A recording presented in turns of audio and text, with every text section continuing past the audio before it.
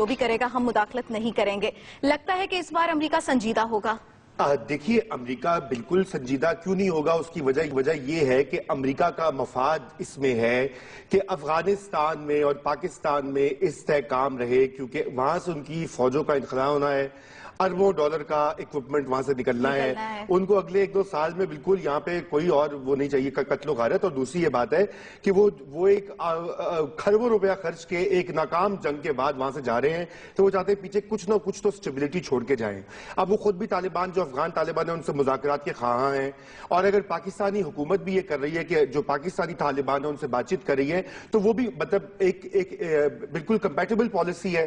وہ اور بات ہے کہ امریکہ تو وہاں سے جائے گا، نکل جائے گا، ہم تو یہیں پر ہیں. تو اس لیے یہاں پر بات جو ہے وہ امپورٹنٹ یہ ہے کہ دنیا ساری کی ساری یہ چاہتی ہے کہ پاکستان جو ہے اس میں استحکام رہے. پاکستان ایک نیوکلیئر ریاست ہے، اس کے پاس ایٹمی توانائی، ایٹمی جوہری ہتھیار ہیں، اور اگر یہاں پہ عدم استحکام ہوگا تو یقیناً پاکستان خود بھی خطرے میں ہوگا اور یہ خطہ بھی خطرے میں ہوگا، دنیا خطرے میں ہوگی.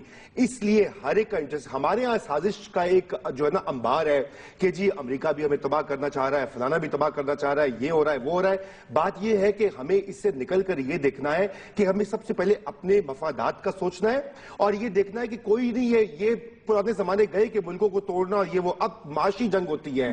آپ کسی کو معاشی طور پر غلام بنا لیں، وہی بات ہے. تو بہت شکریہ حمزہ. حکومت راضی تو ہو گئی ہے، بالکل مذاکرات کی پیش رفت بھی کر رہی ہے. بالکل کہ حکومت تو راضی ہوگی اور امریکہ جو ہے وہ راضی. دیکھیے بات یہ ہے کہ امریکہ جو ہے آپ یہ یاد رکھیے کہ نہ وہ ہمارا دشمن ہے نہ وہ ہمارا دوست ہے. اس کے اپنے مفادات ہیں، ہمارے اپنے مفادات ہیں. ہمیں اپنے مفادات کا تحفظ کرنا ہے، جیسے کہ دنیا کے عقل مند باشعور قومیں جو ہیں وہ یہی کرتی ہیں.